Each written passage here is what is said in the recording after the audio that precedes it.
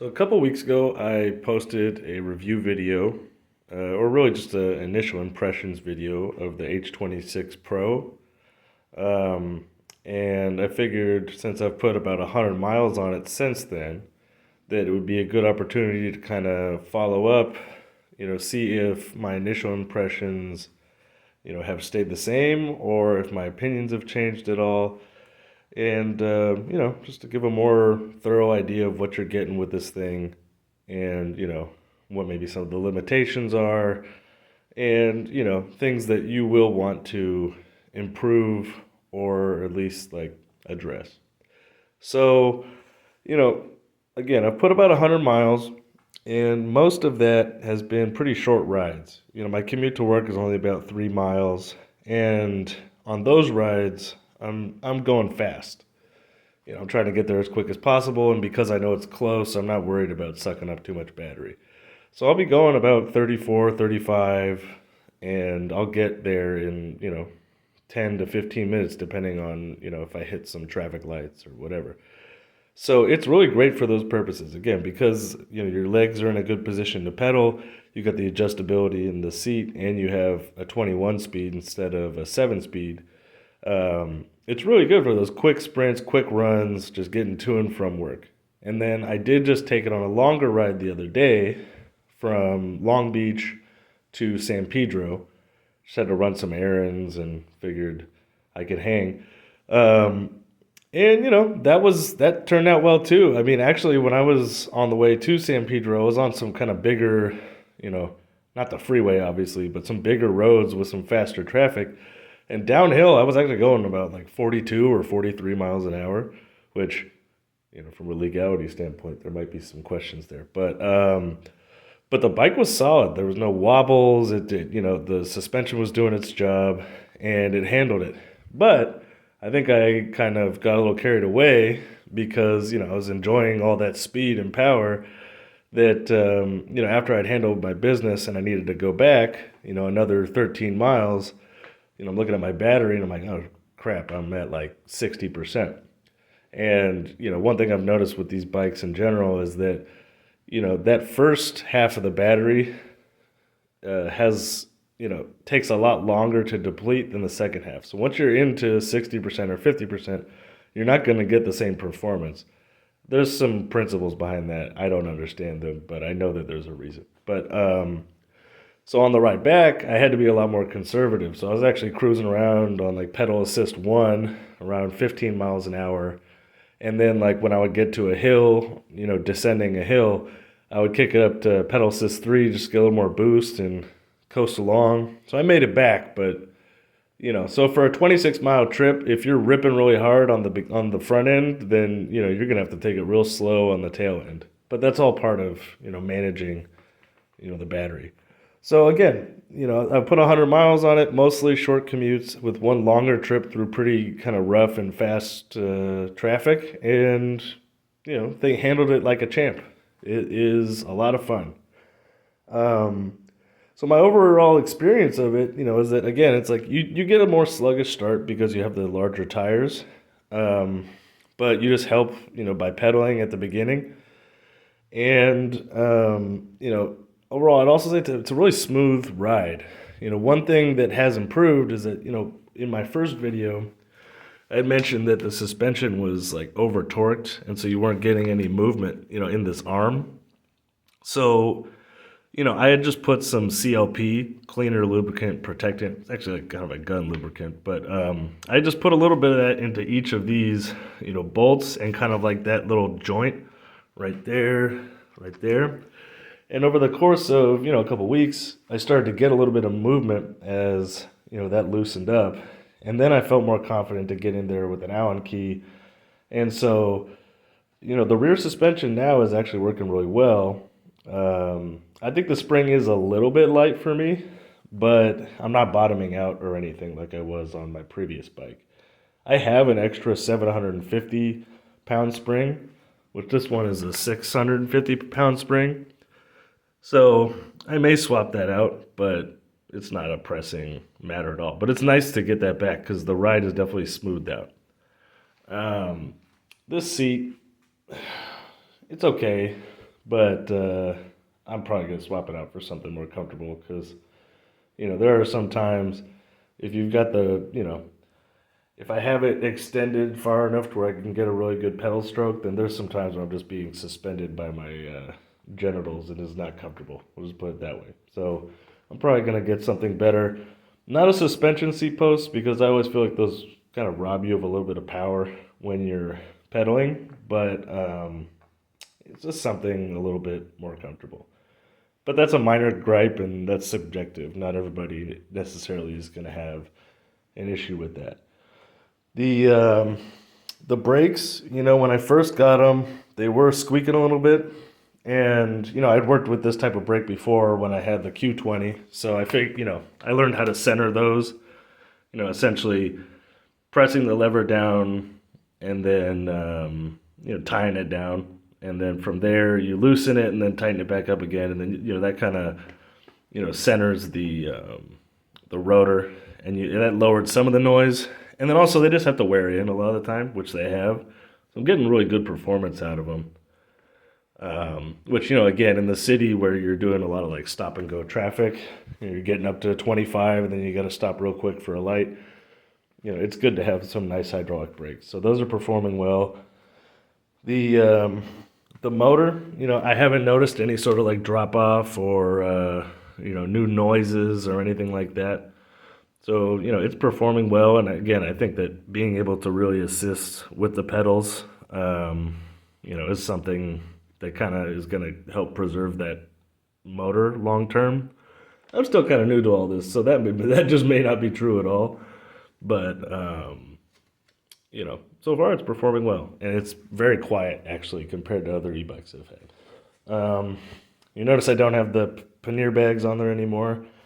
The attachment point that they had up top was plenty sturdy, but the part that attached on the sides was just like super flimsy, and so it ended up flopping off, and then the bag got caught in the spokes and got all torn up. So if I really had a lot of stuff to carry around every day, then maybe I would find some other more sturdy pannier bags. But instead, I think I'm just going to go with, kind of one of the ones that sits on top of the basket. And I think that'll be enough storage most of the time. I did put some flat out into the tubes, which, again, these are the cheap stock tires. But rather than blow, $100, $150 on some new tires and doing that cumbersome process of switching them, I'd rather just, put some flat out into the cheap stock ones, wear them out, and then I'll probably switch to some Ultraverse 26x4. But again, those are kind of pricey. Plus, it's kind of a pain in the butt to swap them out. So I'd rather just get the Life. They are loud though. Again, it's like you got all these knobby tires and you're on regular payment. It does drone, and the Ultraverse ones are substantially quieter, and they give a lot more grip because of the pattern and a higher quality rubber. So I'll get rid of them eventually, but they have sealant in them. I'm not really worried about flats. That stuff works really great. Up here, I just got my little Bluetooth speaker, which technically that could be a cup holder too. And then I did put this bag up front just to hold some tools, which I just had to move the headlight down a couple inches for that to fit. And then I do have a tire inflator, some cords. I got the original manual. I got the tools that came with it. So that's nice. It's nice to have that stuff at all times. And then I think, I'm going to get the spare battery. I'm not going to install, a permanent like dual battery system on this thing yet, just because it's kind of a pain in the butt. And I would rather have someone with a little bit more expertise do that for me. Like if I just get the parts, and then maybe we have some e-bike mechanics around here, so maybe have him do the install for that stuff. But in the meantime, I do think I am going to get a spare battery, which as long as I get a bag big enough on the back, I think I'll still be able to keep that in there. And then also a spare charger, because I want to have a charger for the house, but also one to where, if I'm out and about and I have the opportunity to charge, to take advantage of it. So overall, it's holding up well, and I think for the purposes that I'm using it for, it's great. I would say that this is, it really does look like a mountain bike, especially with the dual forks. But those forks, they don't have enough, they're not air forks. It's a coil fork inside of a tube. So it does, and there's no adjustability and there's not that much travel. So you're probably not going to want to take this like off-roading that much. You could do some trails, bike trails, but very mild because you just don't have that type of suspension. Same on the back. You would probably want to upgrade the shock that's down there. Get something with preload adjustments and rebound adjustments and all that. Just because this is, it's just springy. So if you're going over a bunch of bumps in a row or jumps or whatever, it can't handle it, in its current form. So it looks like a giant mountain bike, but it's not a mountain bike, at least not with the current components. It's weird because the Q20, I think because it's the moped style and they look cooler, they're kind of sexier, they're kind of more popular or trendy. But again, I'm having a hard time, seeing why this one isn't more popular.